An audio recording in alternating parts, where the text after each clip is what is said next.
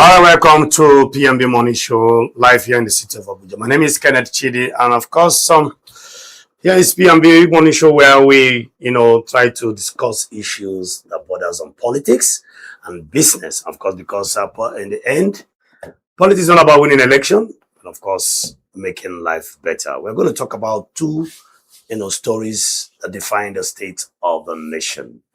I'm being joined with me, of course, in the studio by Madam Mikiata. Good morning, Madam Mikiata. Morning. Good morning.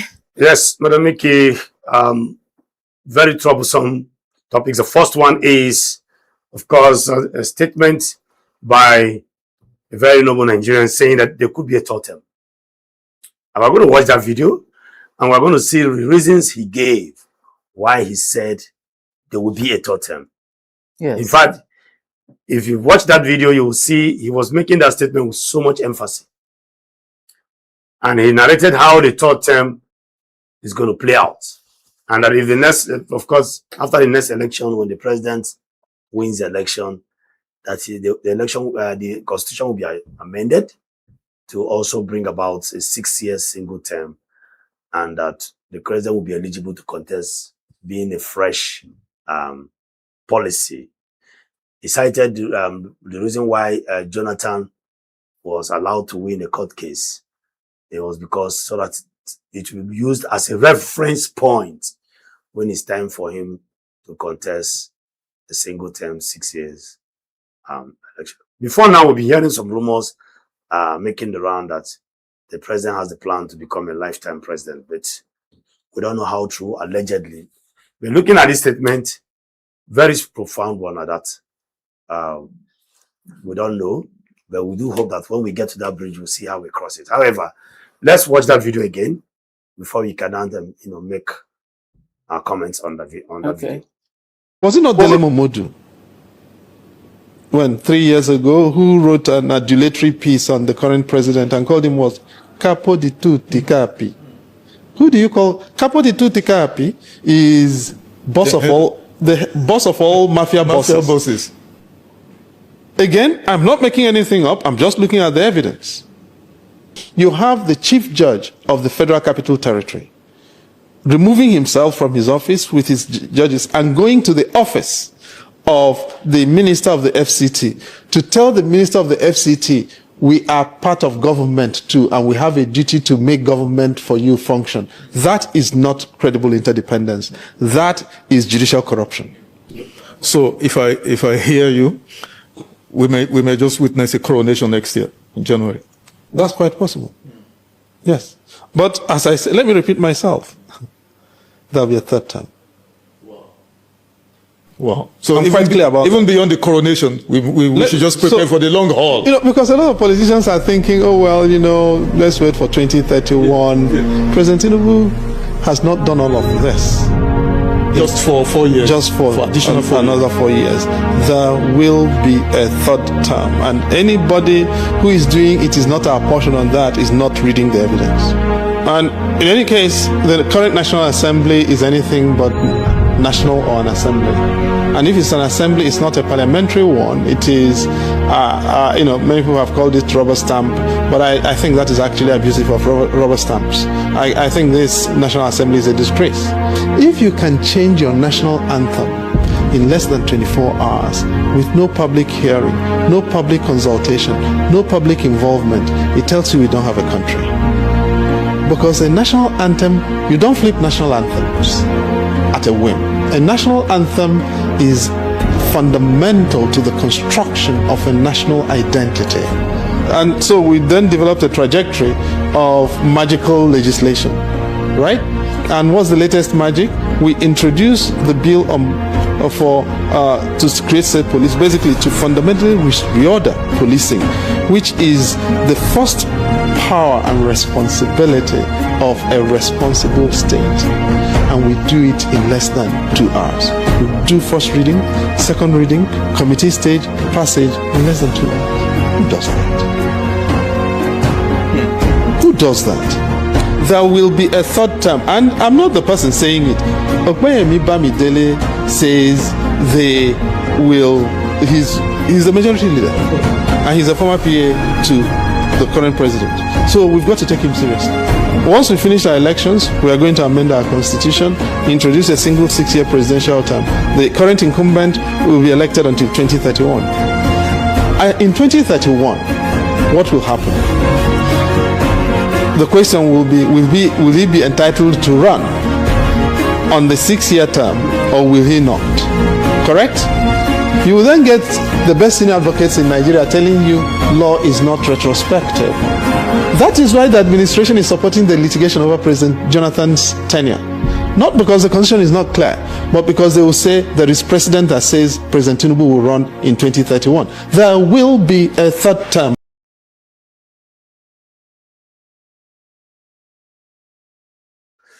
All right, that is the interview by Chidi Odinkalu, former Director General of the Human Rights Commission. And you heard him loud and clear, narrating the calculations and, of course, how there could be a possible thought. Madam Mickey.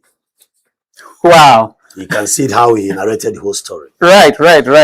And how he linked it to the judgment, that was given to former President Goodluck Jonathan. Yes. So that it will serve as a reference point when that time comes. Wow. You know what they call bumbo clats. When something will land both sides, you're like, what was that? Man, that was a heavy warning. And then coming from a personality like Professor Chidi Odinkalu. Professor Chidi Odinkalu, as we're seeing here, he has been an advisor to the Ford Foundation in New York.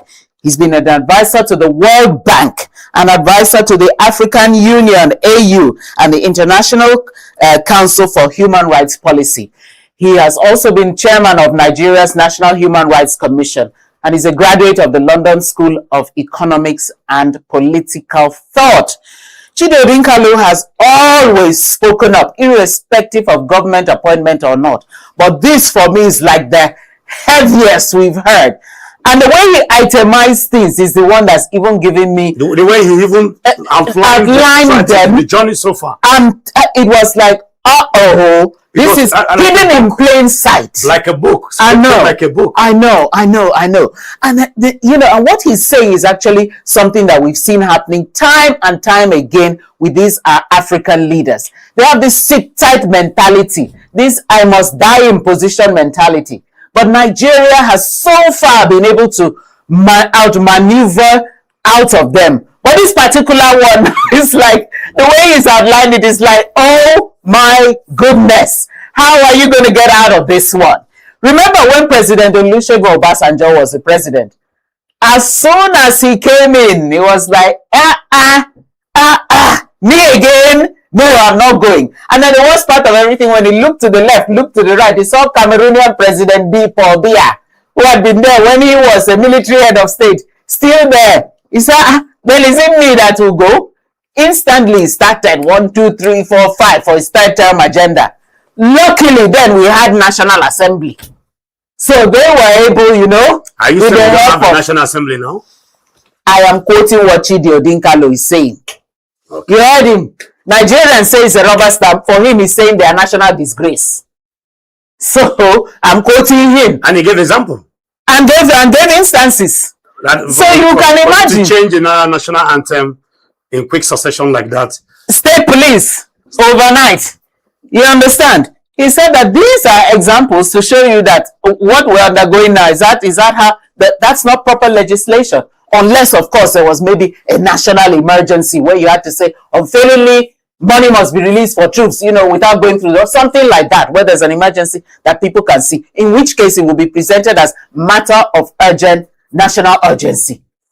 But this same Opeyemi Bamidele brought in that bill, and then the senators, asked for it to be stepped aside. So when he's saying this now, I'm like, is this a script, a plan, a movement, a long-term and a position?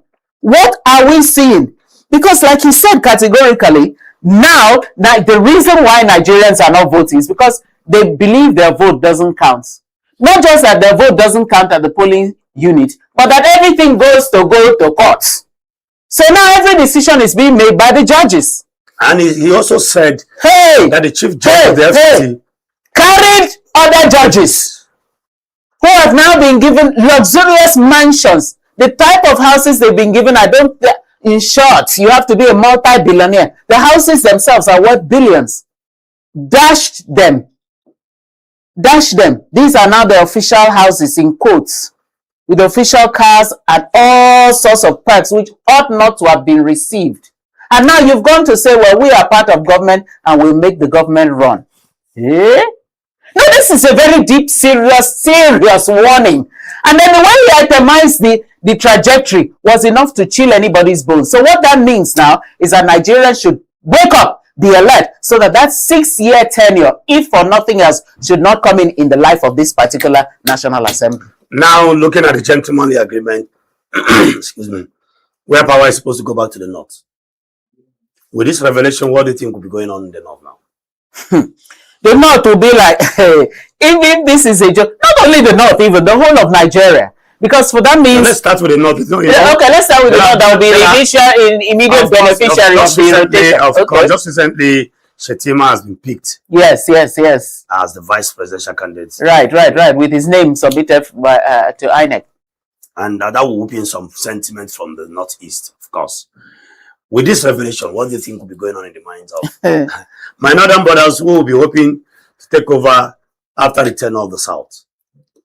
Not even, I mean, I dread to imagine what will be going on in their minds now. At this material time, when this thing should have been a smooth transition, you now want to make it, let me see, 6 plus what? 6 plus 8. 14 years. Yes. And that will now be an initial stage. Because that's the way these African rulers keep on doing things. They tinker, make... One of these African countries now has decided there's no more president. They put in a bill for no more presidential election. Only from governorship down, there'll be election. But for presidency, the bill now is no more election. Once you enter, you sit tight. When you're going, you bring your son, who by now would have grown. Which country is that? Let me not mention it for now, until the bill goes forward. But this is what we're saying here. Are we not? This is what we're saying here. But let's start with Nigeria, where we are seeing it rolling across and in front. That will really not spell the right way to go at all. Not at all. So because are we saying a monarchy system, or rather a monarch system of democracy? If only we'll even say a monarch, we'll say a totalitarian system. Of course, the monarchs are totalitarian. Monarchs are totalitarian, but they're open now. Look at how Saudi Arabia, look at how the United Arab Emirates are functioning. This one will be a closed totalitarian system. If already other organs of government, remember that under the rule of law and democracy, we're to have 3 independent arms of government. Have we ever seen independence? Okay, as an opposition, Peter Obi, Atiku, what do you think will be going on in their minds now? As first thing first, we need to see, I think, more synergy between the opposition parties if they want to be taken as serious. There's got to be a whole lot more synergy, and there's got to be a whole lot more lining behind a singular position. Because that's how England was able to exit Brexit. You know, Brexit cost about 4 prime ministers their position. Finally, one came and said, if it is the only thing I'm going to do is to take people out of the European Union, and that was what he did, and left that position. So if we have people who are ready, if it means I'm going to sacrifice my presidential ambition, I'm going to give it up. But for this tenure elongation, which, like I said, once it's elongated, there'll be no closure. It will not be 6 years. Look at other African countries. Look at the trajectory. Once you hit that 6-year elongation to add to 8, there'll be no closure. It will be sit tight. So I think the others need to, if it means I will not run. Let's all of us line up behind this position and do. This was done for Obasanjo. Yes, it was done for Obasanjo. All right. Thank you, Mickey. Due to want of time, I think we'll be going on a very quick break. And when we return, we'll look straight to the next topic. And of course, as we wrap up the morning show. Stay tuned. We'll be right back after this time out.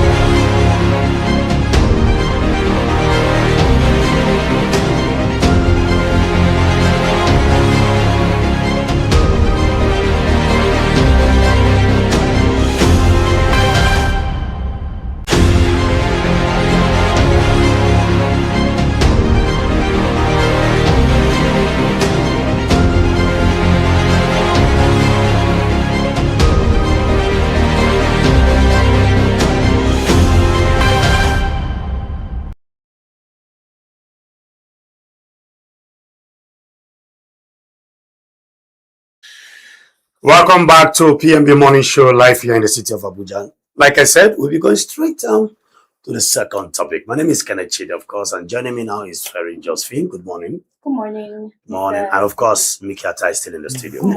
Morning. So good. Monday morning. Thank you very much. Okay, the second topic. Governor Seyi Makinde came out to make a very strong, revealing, and troubling statement, saying that immediately he declared his ambition to become the president of Nigeria under the APM political party. By 4 p.m. the next morning, children of Yorùbá community were kidnapped. And we recall that before then, the serving minister in this very dispensation did threaten that he's going to put fire in his state. In the person of Ezenwo Yesun Wike, allegedly. He made that statement. The videos are there. Allegedly. And then we also, there are those who will come out to say, where are the people that were arrested? How were they released? How were they rescued? And that if the president can also, the military can replicate such wonderful military stride in Borno, because in Zamfara we still have 50 elders in the bush. In Borno we still have children in the bush. So there are Nigerians, there are those who are calling for the military to do a repeat of such rescue, in Borno State. Now this is another talking point in our political life. Madam Miki, let me start from you. I declared by 4 p.m.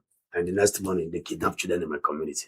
Let me quote him verbatim. He said, for 7 years, we didn't witness anything like this in Oyo State.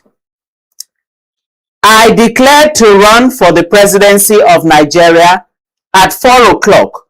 By 9 a.m. the following morning, the children were abducted.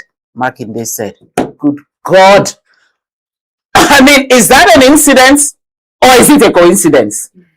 It has raised such a cloud over us. It's another chilling bumbleclat this early Monday morning. Hey, because I was following where he said that when he went on a visit and received some certain people and then went to visit the families of the kidnapped. Now, Seyi Makinde has Oyo State as a rule, is not one of those states we associate with too much publicity and all that. But Seyi Makinde, for whatever it's worth, has been able to raise the bar on Oyo State in terms of governance, in terms of even his personality, because he came in as a multi-billionaire. So he said categorically, I'm not here for government money. I'm here to make a difference. And he did. And he has made so much impact, especially in his People's Democratic Party that he came into, that he had many governors lining up behind him to support his presidential ambition. So Seyi Makinde is not someone you talk and will say, who is that one? You understand? So is Seyi saying that there's a lot, this action has a lot to do with his ambition? That is what he's saying. And that is so troubling and worrisome, because there has been no precedent of such an incident ever happening, ever. He said there's been 7 years of peace and calm. Just the day after this thing happened. Hey, is it an incident? Is it a coincidence? Yes, Ferry. Is it an accident? Is it a coincidence?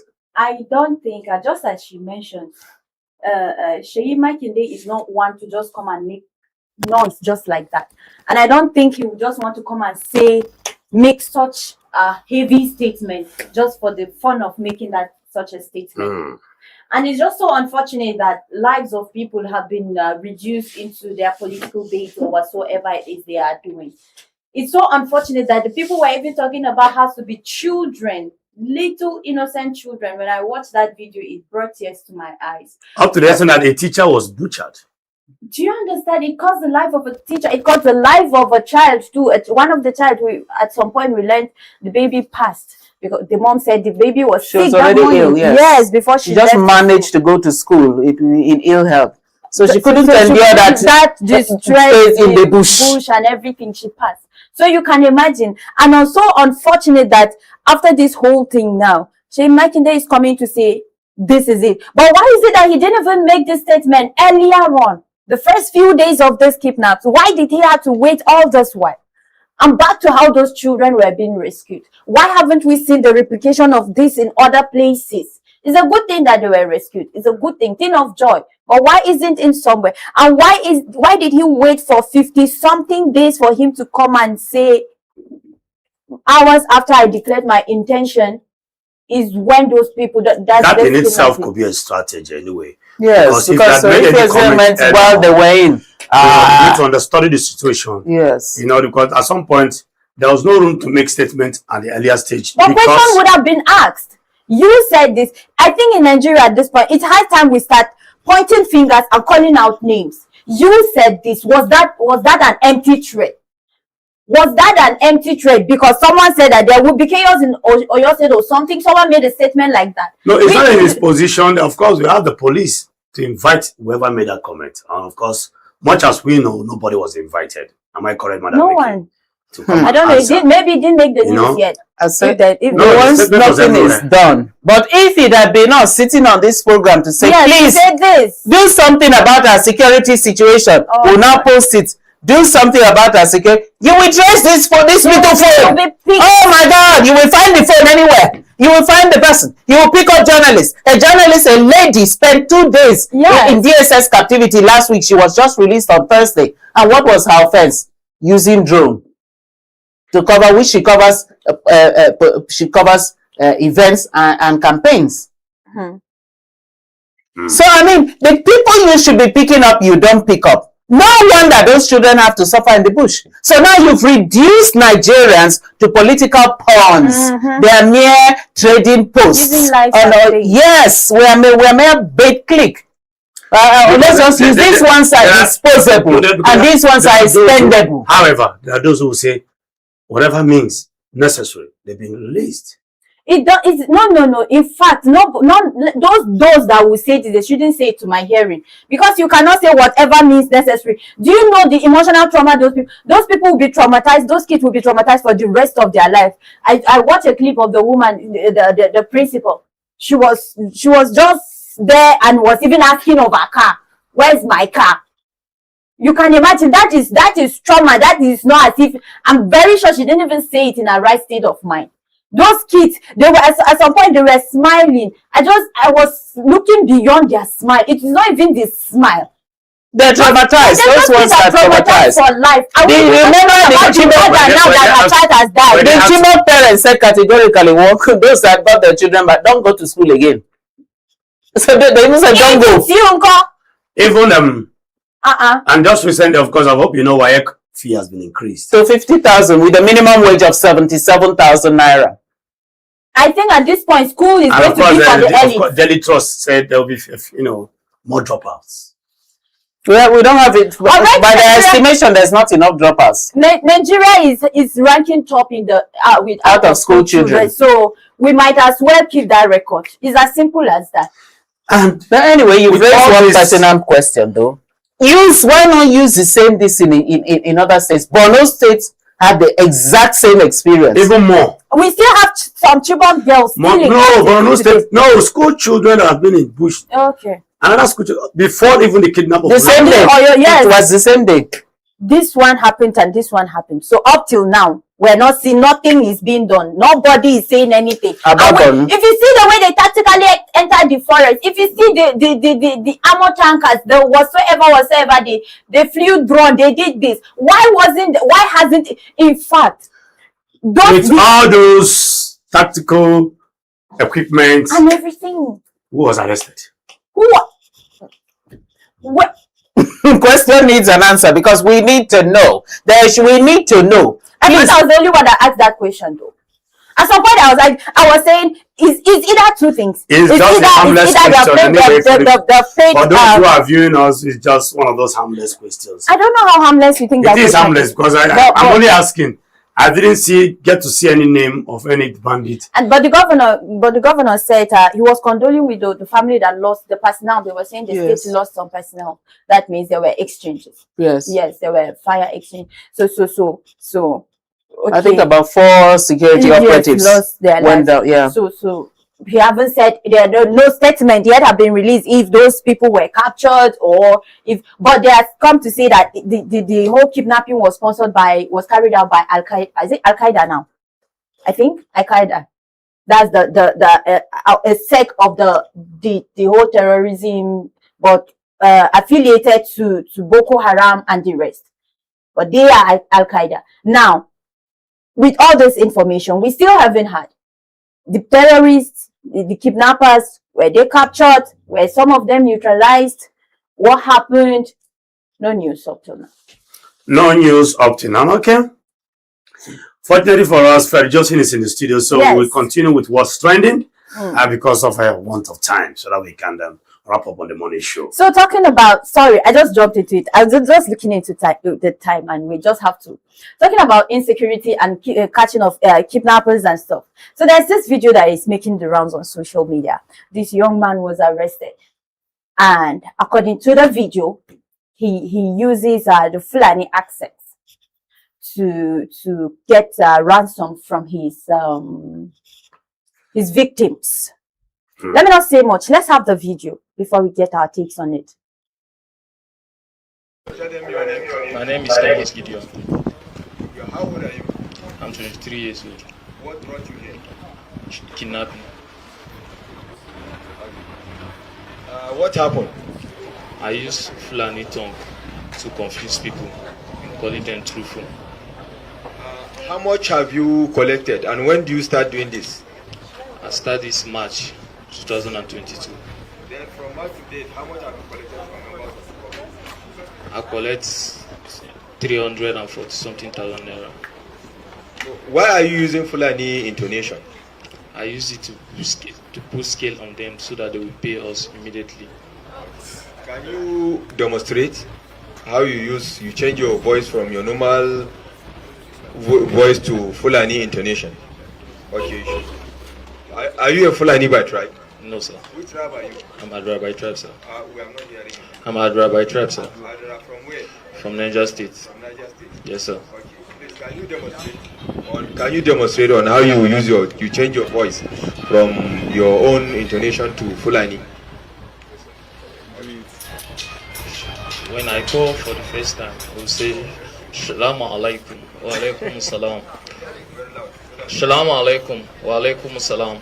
Kana magana da masu kidnapping ne dan Ibro. Mu ne muke kira, an ba mu namba ne, muna kusa da kai. Zaka ba mu kuɗi ko mu zo mu kwashe ka da yaranka ko mu zo mu kashe ka. Saboda mun kashe mutane da dama da polishawa da sojoji. Dole ka biya mu kuɗin nan ko kuma mu biyo ka mu kashe ka a gidanka, kuma za mu baka lokaci, kuma in baka ba mu kuɗin nan ba duk abin da ya shame ka ka ja mu kanka. Idan za su biya ko, when they are trying, which process do you use in collecting the ransom? Account number, sir. Yes, sir. What do you tell your second victim? My second victim. Shalom alaikum. Shalom alaikum. Kai kana kallo yanzu nan zaka biya mu kudin nan ne koya ne? Yanzu nan zaka yi shauri ne ka biya mu wannan kudin saboda muna kashe mutane in ba su ba mu wannan kudin ba. Sannan kuma in ka ba mu wannan kudin duk lokacin da za a shigo gari za mu cewa ba da kai bane za mu zo wurinka, za mu kira ka mu gaya maka da cewa kai gudu ba wurinka ne za mu zo ba. Whenever you call some people, you used to tell them their description of the clothes they wear as part of the threat, that you are seeing them from a distance where you are. How do you usually use to get that information? So I get that information through my knowledge. I get it through my knowledge. I didn't call anybody that sees this. I just get it through my.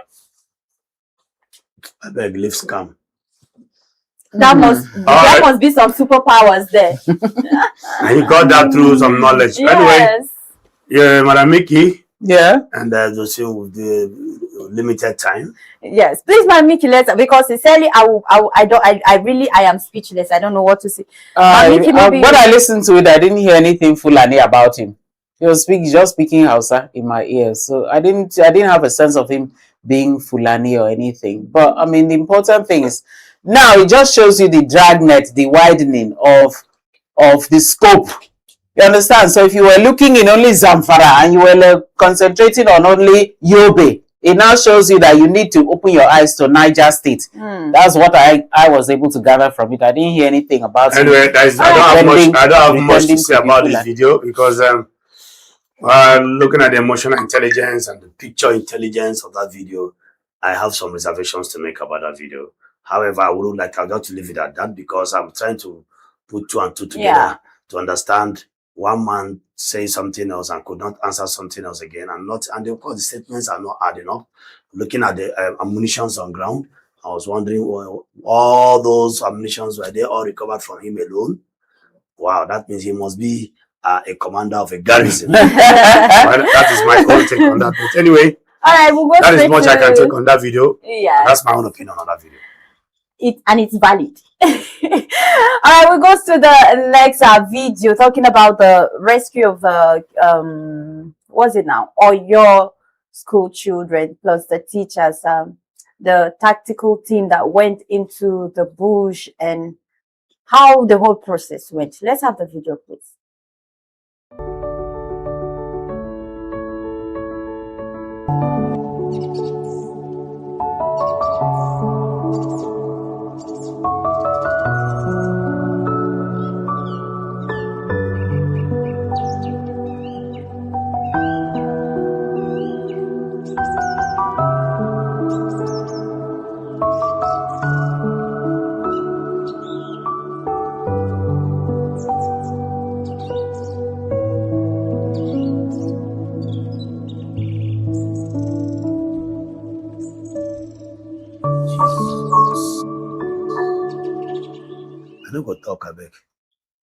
All right, I think we actually don't. Our time is fast spent, but I'm sure Nigerians saw that video and they can also make their own,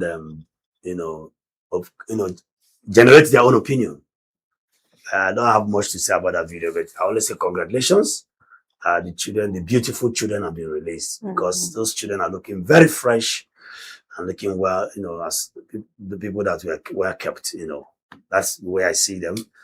If you've stayed for 57 days in the bush where there is no shelter, no water to bathe, I don't know. The clothes, one observation I made, the clothes the kids are wearing, I don't know if the Boko Haram that I said the kidnappers sewed the uniform clothes for the kids or the rescue team went with it. I don't know, but well, they are looking good, and thank God they'll be rescued. However, that's the most important thing. That's the most important thing. And that's the most important. Look at them looking very fresh and okay. And okay, Mother Mickey. I watched the video and for me, it just struck me as Nollywood. That's why it's as if I was watching Nollywood. Because Nigerian army, as we know, has never shown the operational movement. And then it was playing to music with cutaways. What was that? Very aesthetic shots. It just struck me as Nollywood. There were parts that you would have even shown me, which would now have made sense, is how we got the children. So we saw we saw some soldiers. I'd love to see as I saw people wearing army uniform walking through water. Then I saw them walking through the bush. Then I saw a bus full of children, and then I saw them jubilating with helicopter plane. What was that? So for me, I'm totally underwhelmed. First of all, if it's a tactic or a strategy, it is very, very poor. And what's the source of this video? Is it from the Nigerian army? No. Because next we're going to hear the announcement of this video. But if this video was to convince us, I'm unconvinced. My joy is that the children are back. Glory be to God. Thank God the children are back. Thank God they are back. Finally. This did not add value. At least we're done from the video is this video did not add value to the story of the release of those children. All right, thank you very much, Josephine. Thank you, Madam Mickey. Thank you, viewers, and like you can see, you can also make out your own opinion from that video. We are closing now. Yeah. Okay. This is the much we can take on the morning show. Thank you very much for joining us. So sorry, it's a very short and brief one, but we just have to go. Coming up next is Sports by Abel. Sunday, go nowhere. We'll be back to enjoy Sports by Abel. This is the P&B Morning Show here in the city of Abuja. Bye-bye and God bless you.